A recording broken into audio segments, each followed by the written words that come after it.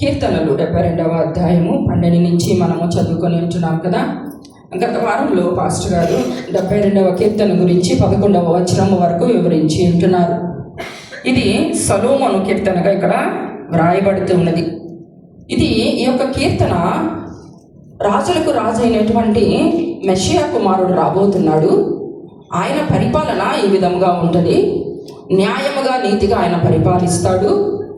అటువంటి పరిపాలన గురించి ప్రవచనాత్మకమైన కీర్తన అని కొంతమంది మాట్లాడతారు. అయితే ఇది సొలొమోను రాజుగా ఉన్నప్పుడు, అయ్యా నాకు న్యాయంగా పరిపాలించడానికి నీ నీతిని, వినయమును, బుద్ధిని నాకు దయచేయము, జ్ఞానమును దయచేయమని దేవుణ్ణి అడిగినట్టుగా కూడా ఈ యొక్క ప్రార్థన ఉంటుంది. రాజులకు రాజైన యేసుక్రీస్తు ప్రభుల వారు సర్వలోకానికి రాజై దేవుని కుమారుడుగా నీతి నియమాలు కలిగినటువంటిది రాజుగా ఆయన రాబోతున్నాడు అని ఈ యొక్క 72వ కీర్తనలో ఇక్కడ వ్రాయబడి ఉన్నది. ఇక్కడ దావీదు కుమారుడైనటువంటి సొలొమోను రాజ్య పరిపాలన చేస్తున్నప్పుడు కొంతమంది భక్తులు ఏమంటారంటే, ఇది దావీదు తన బిడ్డల గురించి ప్రార్థన చేస్తూ ఉండేవాడు. అయితే అప్పుడు ఆ యొక్క ప్రార్థనలను కుమారుడైన సొలొమోను విని ఉంటున్నాడు. ఇలాగ ఎన్నో అనేకమైనటువంటి ప్రార్థనలు దావీదు చేసి ఉంటున్నాడు. ఆ ప్రార్థనలు సొలొమోను రాజు విని ఉంటున్నాడు. నా తర్వాత నా కుమారుడు పరిపాలించబోతున్నాడు, సింహాసనం ఎక్కబోతున్నాడు కనుక నా కుమారుడికి నీతిని దయచేయి ప్రభువా, నీతిగా పరిపాలించేటువంటి జ్ఞానమును, బుద్ధిని ప్రభువా అని దావీదు ఒక తండ్రిగా ఆయన దేవుని సన్నిధిలో ప్రార్థించినట్టుగా కూడా చాలా మంది భక్తులు చెప్తూ ఉంటారు. అదేటువంటిది సొలొమోను ఆ యొక్క ప్రార్థననే విని సొలొమోను ఇక్కడ రచించి ఉంటున్నాడు ఈ యొక్క కీర్తనలో అని చాలా మంది భక్తులు చెప్తూ ఉంటారు. అయితే ఇక్కడ 72వ వచనము 1వ వచనము మనము గత వారంలో ధ్యానించుకున్నాం. అయితే దేవా, రాజునకు నీ న్యాయ విధులను, రాజకుమారునికి నీ నీతిని తెలియచేయము. నీతిని బట్టి ప్రజలకును, న్యాయ విధులను బట్టి శ్రమనుందిన నీ వారికి అతడు న్యాయము తీర్చును. హల్లెలూయా.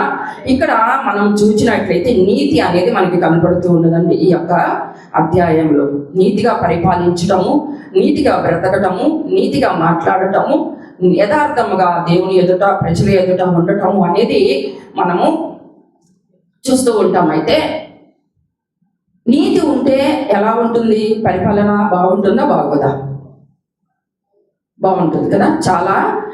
చాలా మందిని కూడా మనం నీతిగా పరిపాలించాలని కోరుకుంటూ ఉంటాం. అయితే నీతి లేని చోట పరిపాలన ఎలా ఉంటుందంటే నీతి మాలిన క్రియలు జరుగుతూ ఉంటాయి.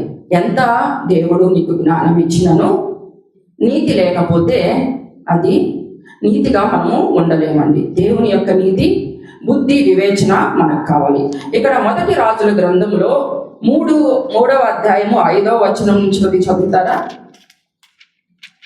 1 రాజుల గ్రంథము 3వ అధ్యాయము 5వ వచనం నుంచి.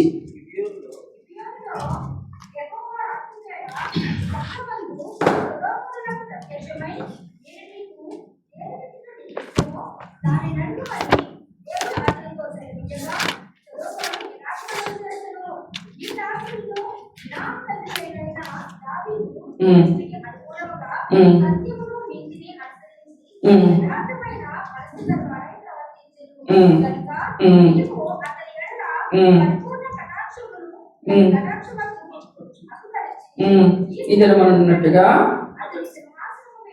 అతనికి మనల్ని కూర్చుండబెట్టి మహాకృపను చూపి ఉన్నావు.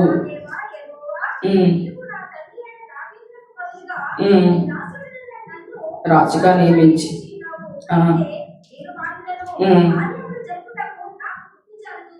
చాలమ్మా. 9వ వచనం నుంచి, ఇంత గొప్పదైన నీ జనమునకు న్యాయము తీర్చగలవాడెవడు?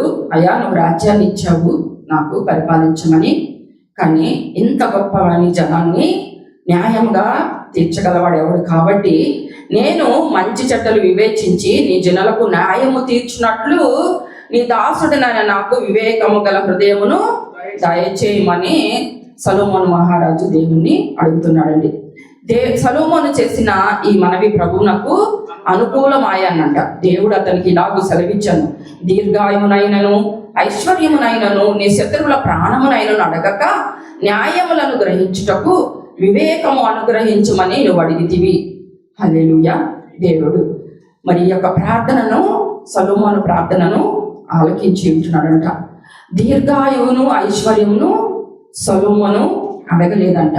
ఇక్కడ నీతిగా పరిపాలించడానికి నీ బుద్ధిని, వివేచనను, జ్ఞానమును ఇవ్వమని దేవుణ్ణి ఇక్కడ సొలొమోను అడుగుతున్నట్టుగా ఇక్కడ వ్రాయబడి ఉంది.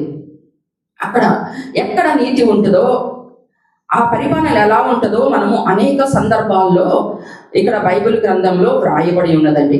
చదవనక్కర్లేదు కానీ యెషయా గ్రంథము 11వ అధ్యాయము 1, 2, 3 వచనాల్లో యెషయా మొద్దు నుండి చిగురు అంటే యేసుక్రీస్తు యెషయా మొద్దులో నుంచి చిగురించినటువంటి వాడు, దావీదు వంశంలో ఉన్న యేసుక్రీస్తు గురించి ఇక్కడ వ్రాయబడి ఉన్నదండి. చూద్దాము ఒకసారి యెషయా గ్రంథము 11వ అధ్యాయము 1.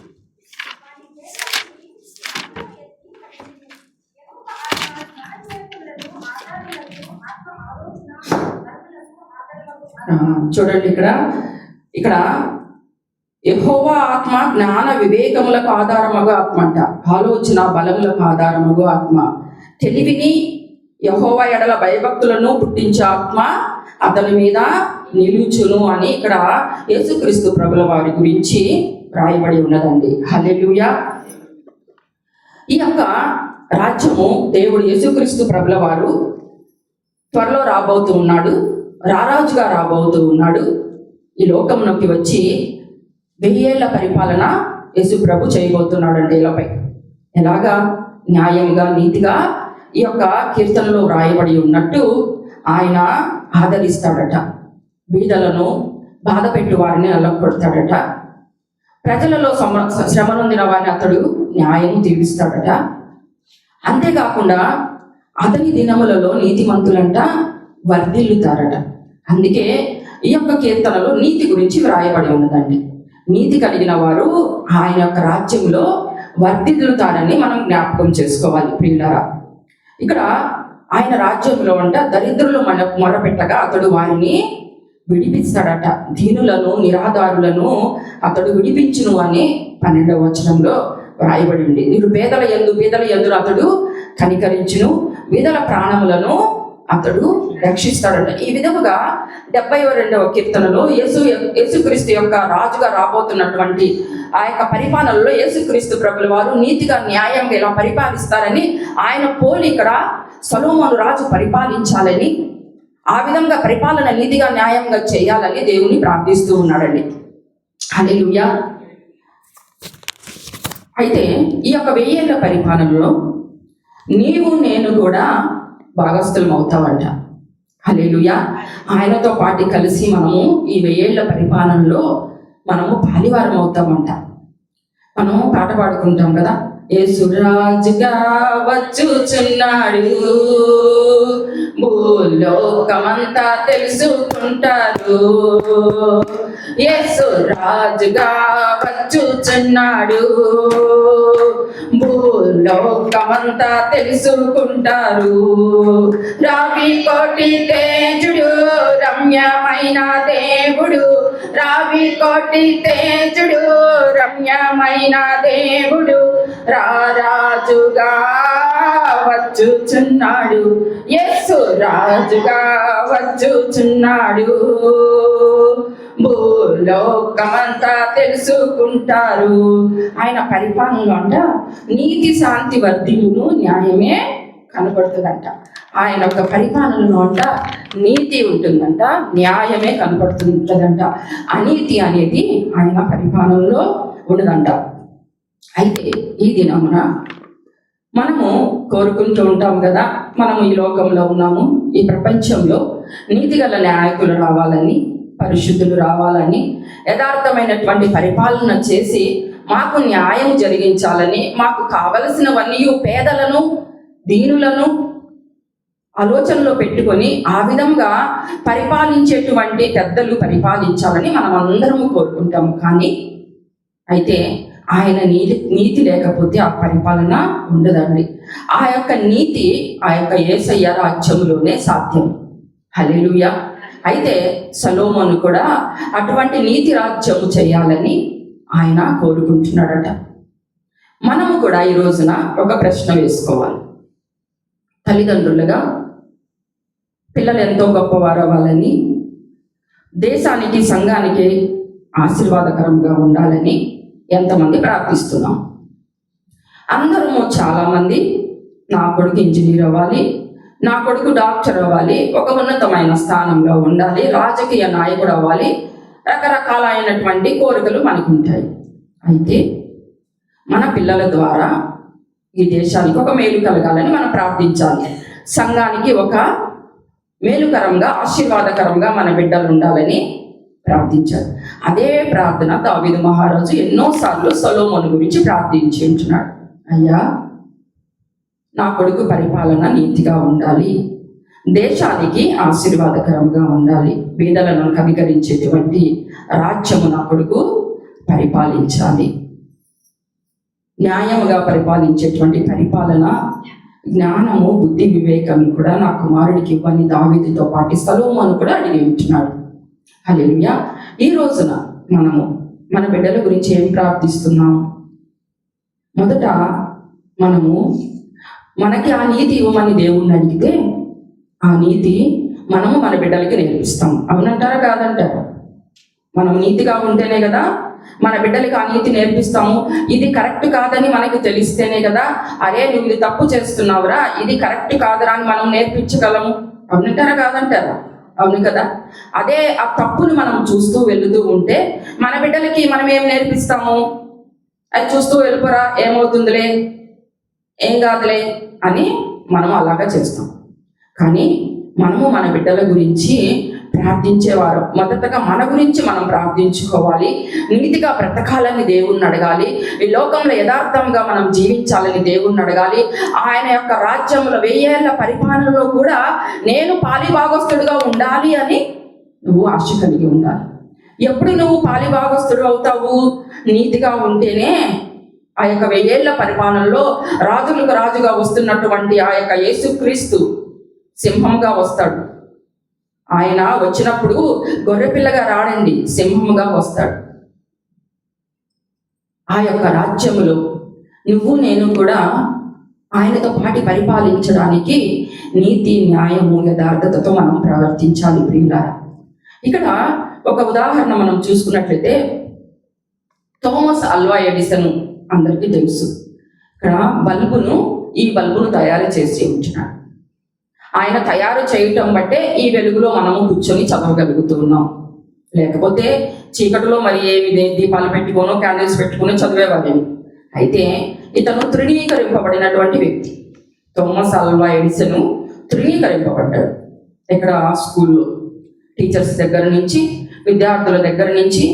టీచర్స్ అయితే వీడు బుద్ధిహీనుడు, వీడికి బుద్ధి జ్ఞానం లేదు కనుక మా స్కూల్లో మేము ఉంచుకోలేము, మీరు తీసుకెళ్ళిపోయి మీరు ఏదన్నా స్కూల్లో జాయిన్ చేసుకోండి, వీడికి బుద్ధి మాంద్యము ఉన్నది, వీడికి ఏమి చెప్పినా అర్థము కాదు అని నిరుత్సాహపడిపోయి ఉంటున్నాడు థామస్ ఆల్వా ఎడిసన్. అయితే తల్లి అతన్ని నిరుత్సాహాన్ని ప్రోత్సహించలేదు.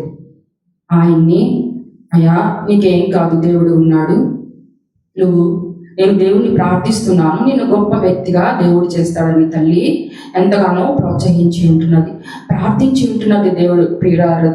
దేవుని సన్నిధిలో నా కొడుకు పరిస్థితి ఏంటి ప్రభువా, టీచర్స్ ఏం తీసుకెళ్ళిపోమంటున్నారు, నా కొడుకుని ఏ స్కూల్లో నేను జాయిన్ చేసుకోగలను, నాకంత స్తోమత లేదు అని దేవుని సన్నిధిలో ప్రార్థించినప్పుడు దేవుడు గొప్పగా ఆశీర్వదించి ఈ యొక్క సంఘానికి, ఈ యొక్క దేశానికే ఉపయోగపడేటువంటి వ్యక్తిగా దేవుడు నిలబెట్టి ఉంచున్నాడండి. హల్లెలూయా. మన బిడ్డలు కూడా దేశానికి, సంఘానికి ఉపయోగపడేటువంటి బిడ్డలుగా మన బిడ్డలు కూడా పెరగాలి. అటువంటి నీతిని మనము మన బిడ్డలకు నేర్పించాలండి. ఆయన రాజ్యంలో పాలివారముగా మనతో పాటు మన బిడ్డలు కూడా ఉండాలి. అటువంటి ఆశ నువ్వు మొదట కలిగి ఉంటే అది మన బిడ్డలకు మనము నేర్పించగలం. మన బిడ్డలకి నీతిని తెలియచేయమని మనము ప్రార్థించాలి. అంతేకాని పర్వాలేదురా ఏమవుతుందిలే అని మనం ప్రోత్సహించే వారముగా ఉండకూడదండి. ఎందుకంటే ఆ విధంగా పెరిగినట్లయితే, నీతి న్యాయం లేకుండా మనము జీవించినట్లయితే ఇక్కడ విడవబడిపోతాము. ఆయన 1000 ఏళ్ల పరిపాలనలో మనకి పాలు ఉండదని దేవుని వాక్యం సెలవిస్తూ ఉన్నది. ఇక్కడ ప్రకటన 26లో రాయబడి ఉంది, చదవనక్కర్లేదమ్మా. ఆయనతో కూడా పరిపాలన మనము చేస్తామని ఇక్కడ రాయబడి ఉన్నదండి. ఆయనతో పాటు మనం పరిపాలన చెయ్యాలి అంటే మనము ఏమి కలిగి ఉండాలి? ఇది ఒక ప్రశ్న మనకి. ఆయనతో పరిపాలన చేయాలంటే ఏం కలిగి ఉండాలని ఇప్పటి వరకు చెప్పుకున్నాము? నీతి న్యాయము కలిగి ఉండాలి. ఆయన నీతిలో, ఆయన న్యాయంలో మనము ఉండాలి. ఆ విధంగా ముందుకు సాగాలి. ఆ విధమైనటువంటి కోరిక మనం కలిగి ఉండాలి. అప్పుడే మనము ఆయన రాజ్యంలో పాలిభాగస్తులం అవుతాము అంట. హల్లెలూయా. మనము రోజు నీ నీతిని నేర్పయ్యా, ఆ నీతి నా పిల్లలకు నేర్పిస్తానని నువ్వు కన్నీటితో ప్రార్థన చేయాలి. అప్పుడే మన బిడ్డలండి చెప్తే ఈ కాలంలో వినేటువంటి బిడ్డలు కాదు. అయితే ఒక్కటే దానికి ముందు దేవుని నువ్వు ప్రార్థించాలి. అయ్యా, నేను కన్నీటితో నీ సన్నిధిలో ప్రార్థిస్తున్నాను. ఒకవేళ నా బిడ్డలు నీతి లేకుండా ప్రవర్తిస్తున్నారేమో, ఇష్టానుసారంగా జీవిస్తున్నారేమయ్యా, దేశానికి, సంఘానికి, కుటుంబానికి మరి చెడ్డ పేరు తెస్తూ ఉన్నారేమో, నీ నామానికి చెడ్డ పేరు తెస్తూ ఉన్నారేమో తండ్రి. అయ్యా, నేను ప్రార్థిస్తూ ఉన్నాను. నీ కన్నీటితో నా బిడ్డ గురించి నేను వేడుకుంటూ ఉన్నాను. నీతి న్యాయములను నా బిడ్డకి తెలియచేయవా అని మనం ప్రార్థిస్తే తప్పకుండా సొలొమోను రాజుకి ఏ విధంగా అయితే నీతి న్యాయములను అనుగ్రహించి, బుద్ధిని అనుగ్రహించి ఆయన జనులను పరిపాలించడానికి జ్ఞానాన్ని ఇచ్చాడు, అటువంటి జ్ఞానంతో దేవుడు మన బిడ్డలను కూడా నింపుతాడు. సొలొమోను యొక్క పరిపాలన అంటండి సమాధానమే ఉండిందంట ఆయన పరిపాలించినంత వరకు కూడా. హల్లెలూయా. అటువంటి సమాధానం, నీతి న్యాయం కనుక కలిగి ఉంటే మన కుటుంబాలలో, మన జీవితాలలో, సంఘములో, సమాజంలో సమాధానం కలిగి ఉంటాము. హల్లెలూయా. ఎటువంటి పరిస్థితులు అయినప్పటికీ మనము మన నీతిని విడిచి పెట్టకూడదని వాక్యం సెలవిస్తూ ఉన్నది. నీకు ఎటువంటి గడ్డు పరిస్థితులు ఎదురైనప్పటికీ, నువ్వు నశించిపోతున్నప్పటికీ, నీకు అపాయము వారి ద్వారా వస్తున్నప్పటికీ నువ్వు నీతిని వదలకూడదు.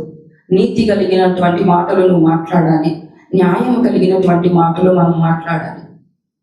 మన నీతిని బట్టి ఇతరులు కూడా నేర్చుకొని ఈ విధంగా నేను కూడా నీతిగా బ్రతకాలని మనం ఒక సాక్షిగా మనము ఇతరులకు నిలబడాలండి. హల్లెలూయా. ఇక్కడ ఈ కీర్తన ఒక నాయకుడు నీతిమంతుడిగా న్యాయంగా పాలించి ప్రజలను రక్షించాలనే ప్రార్థన. అలాగే దేవుని ఆశీర్వాదము, దీర్ఘాయువుతో గొప్ప కీర్తితో పాలించాలనేటువంటి ప్రార్థన ఉంటున్నది. ఇక్కడ వాక్యంలో కూడా రాసి ఉన్నది, ప్రజలు తమ నాయకుల కోసము ప్రార్థించాలని, నీతిమంతులుగా శాంతియుతమైన పరిపాలన కోరుకోవాలని బోధిస్తూ ఉన్నది. ఎన్నోసార్లు మనం ప్రార్థిస్తూ ఉంటాము, చెప్తూ ఉంటాము, మన పరిపాలకుల కోసము, మన రాజుల కోసము మనము ప్రార్థించేవారిగా ఉండాలి. మన సంఘ కాపరుల కోసము మనము ప్రార్థించేవారిగా ఉండాలండి. అయితే ఈ యొక్క నీతి గురించి చెప్తే ఎంతమందికి నచ్చింది? నచ్చదు, నాకు తెలియదు. నీతి గురించి చెప్తే చాలా మందికి నచ్చదు, నాకు తెలిసినంత వాళ్ళు. నీతి నేర్చుకోమని నేర్పించినప్పుడు ఇది సొంతగా మాట్లాడే విషయాలు కాదు. బైబిల్ గ్రంథంలో రాయబడి ఉంది నీతి అనేది చాలా ప్రాముఖ్యమైనదని. నీతి గురించి చెప్పినప్పుడు చాలా మందికి నచ్చదు. అసలు చాలా చెప్పామంటారు, అవునా కదా? అయితే దేవుని వాక్యం సెలవిస్తుంది, నువ్వు నీతిగా గన ప్రవర్తించకపోతే ఆ రాజ్యంలో చేర్చబడవు. ఆయన రాజ్యంలో చేర్చబడాలంటే మనం ఈ లోకంలో ఉన్నప్పుడే, అక్కడికి వెళ్ళినాక కాదు. నువ్వు ఇక్కడ నీతిగా న్యాయంగా ఉంటేనే అక్కడికి పిలువబడతావు, ఆయన రాజ్యంలో పాలిభాగస్తులు అవుతావు కదా. అందుకే నీతిగా న్యాయంగా ఈ లోకంలో మనం ఉన్నప్పుడే బ్రతకడానికి, మనం యథార్థంగా ప్రవర్తించడానికి, యథార్థంగా మాట్లాడడానికి మనము ప్రయత్నం చేయాలని వాక్యం సెలవిస్తుంది ప్రియులారా. ఈ కీర్తన రాజుకు నీతి న్యాయం ఇవ్వాలని, ఆయన ప్రజలను మంచిగా పాలించాలని కోరుకున్నట్లుగా ఈ కీర్తన మనకి తెలియజేస్తూ ఉన్నది. దేవుని నీతిలో మనము బ్రతకాలి. కొంతమంది తమ నీతిని ఆధారము చేసుకుంటారు కదా, కానీ వాక్యం సెలవిస్తుంది దేవుని నీతి తెలుసుకొని పరిపాలన చేయాలని వాక్యం సెలవిస్తుంది. అయితే అనేక మందిని మనము దేవుని సేవ చేస్తున్న వారమే, అవునా కదా? చాలా మంది దేవుని సేవ చేస్తున్నాం, కానీ వారందరూ భక్తులే, దేవుని జ్ఞానం ఉంది, కానీ వారు దేవుని నీతిని తెలియక తమ స్వనీతిని ఆధారం చేసుకొని సేవ చేస్తుంటారట.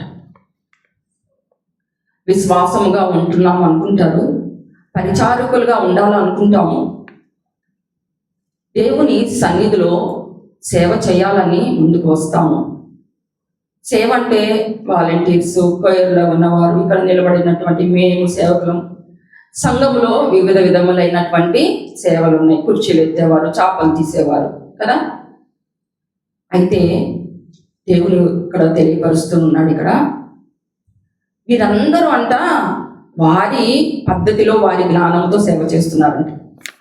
రోమాపత్రిక 10వ అధ్యాయము 3వ వచనంలో ఆ మాట వ్రాయబడింది. చదువుతారా? రోమాపత్రిక 10వ అధ్యాయము 3వ వచనం.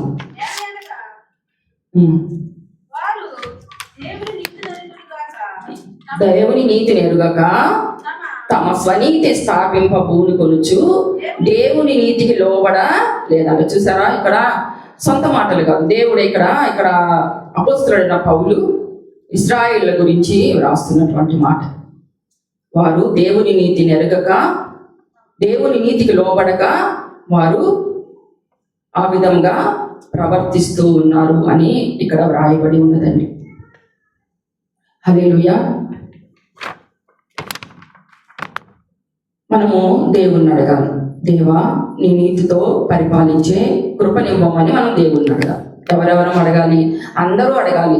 ముఖ్యంగా దేవుని సేవలో పాలిభాగస్తులమైనటువంటి మనందరం కూడా నీతిగా న్యాయంగా పరిపాలించేటువంటి నీ కృప నాకు ఇవ్వయ్యా, నీతిగా న్యాయంగా నీ సంఘములో నేను నడుస్తూ వస్తున్నటువంటి సంఘ బిడ్డలందరినీ ఆ మార్గములో నేను మాదిరిగా ఉంటూ నడిపించేటువంటి కృప, అటువంటి నీతిని, బుద్ధిని, జ్ఞానమును, వివేచనను నాకు ఇవ్వమన్నాడు.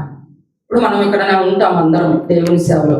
మనం నీతిగా మాట్లాడకపోతే, నీతిగా ప్రవర్తించకపోతే మనం పక్కన వాళ్ళకి చెప్తే వారికి వింటారా? వినరు. చాలే అమ్మా నువ్వు సరిగుండు ముందు అంటారు, అవునా కదా?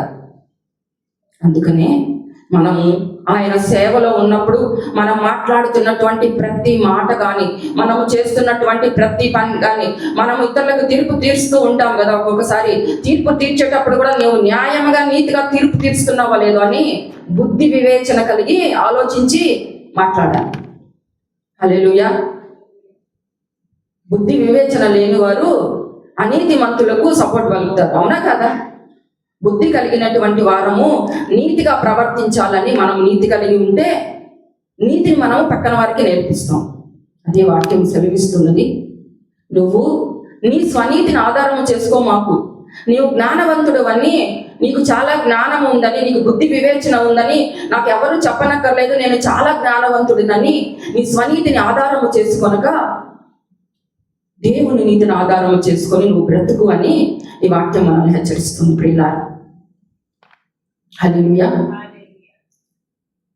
ఆయన ఒక రెండవ రాకడలో నువ్వు నీతిగా బ్రతకకపోతే ఇవన్నీ లెక్కింపబడతాయండి. అప్పుడు వచ్చినాక దేవుడు అసలు చూసుకుందామని అనుకుంటారా? కాదు.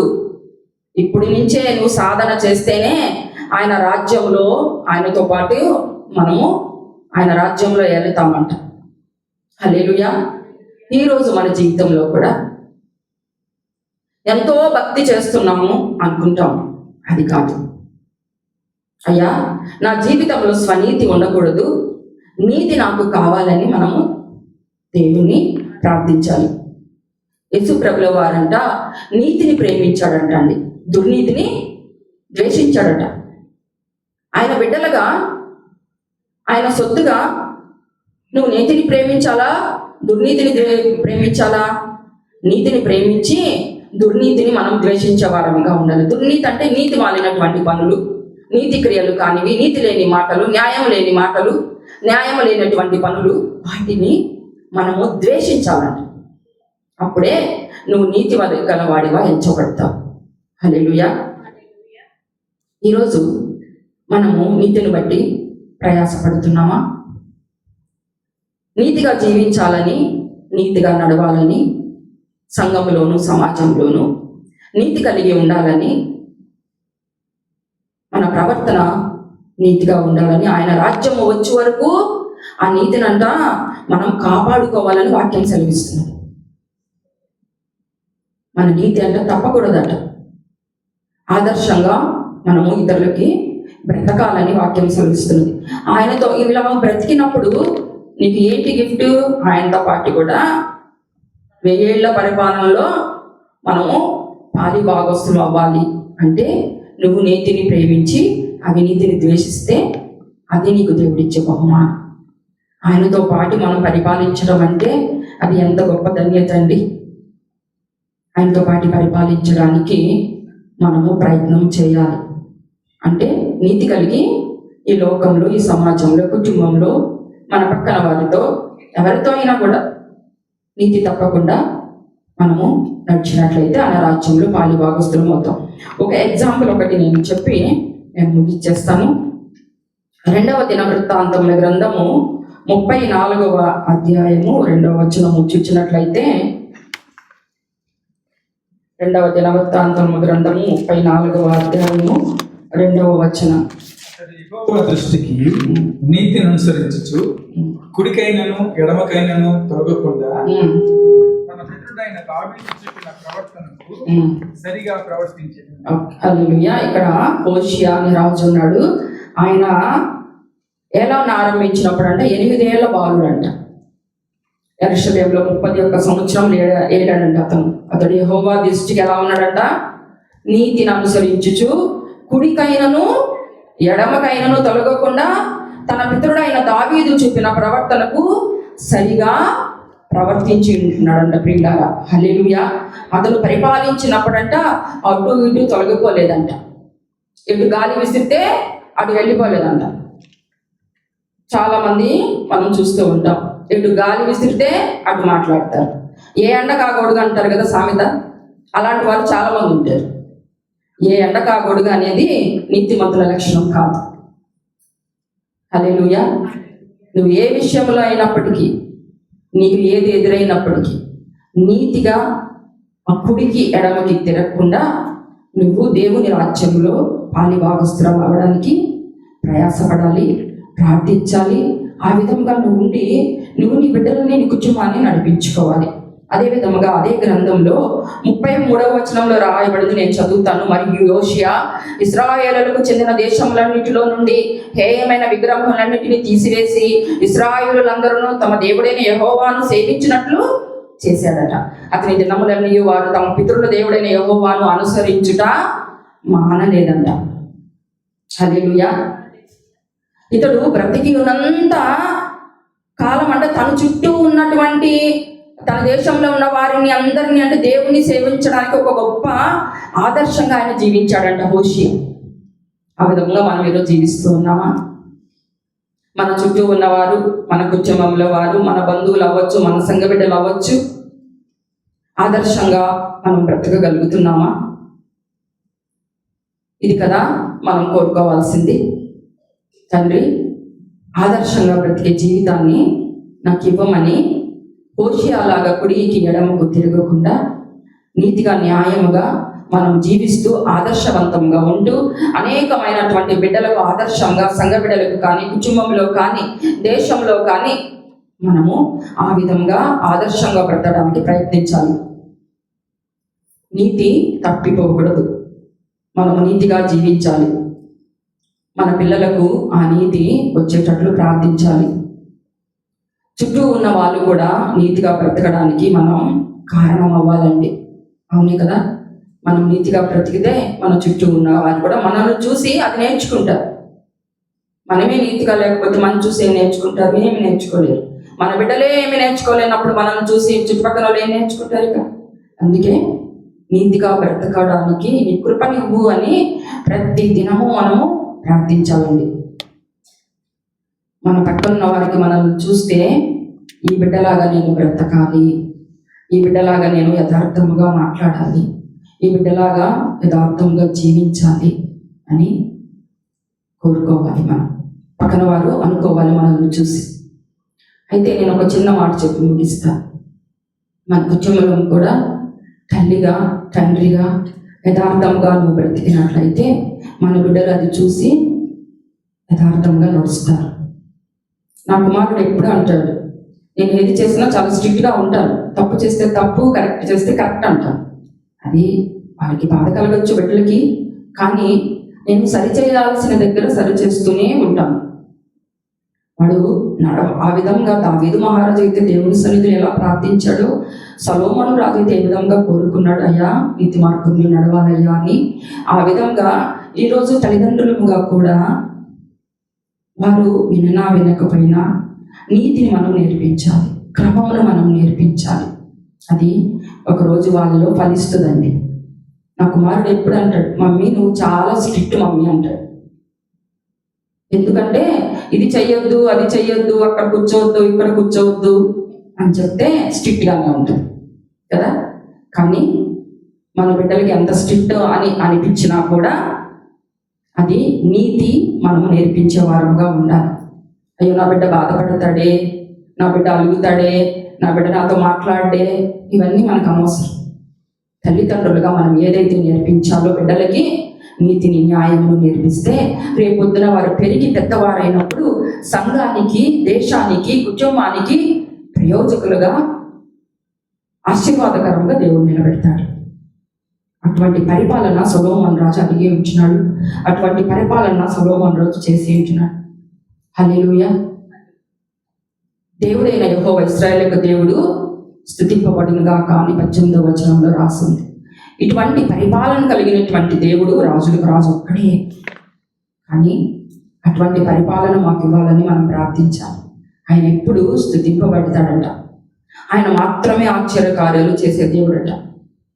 ఆయన మహిమ కలిగిన నామము నిత్యము స్తుతింపబడుతూనే ఉంటదంట. సర్వభూమి ఆయన మహిమతో నిండి ఉంటున్నదని వాక్యములు సెలవిస్తున్నాం. అటువంటి రాజు రాజులకు రాజు రాబోతున్నాడు. ఆ రాజును ఎదుర్కోవడానికి నువ్వేమి కలిగి ఉండాలి? నువ్వేమి అర్హతలు నువ్వు కలిగి ఉండాలి? నీతి న్యాయం అనేటువంటిది నువ్వు కలిగి ఉండాలి. నీతిగా జీవించడం, నీతిగా బ్రతకడం అనేటువంటిది నువ్వు కలిగి ఉన్నప్పుడు ఆయన్ని, రాజులకు రాజుగా రాబోతున్నటువంటి ఆయన్ని మనము ఎదుర్కోవడానికి అర్హులమై ఉంటున్నాం ప్రియులారా. హల్లెలూయా. అటువంటి కృప సంఘంలో ఉన్న బిడ్డలందరికీను, మన కుటుంబాలకిను, మన బిడ్డలకును దేవుడు అనుగ్రహించును గాక. ఆమేన్. సాక్ష్యం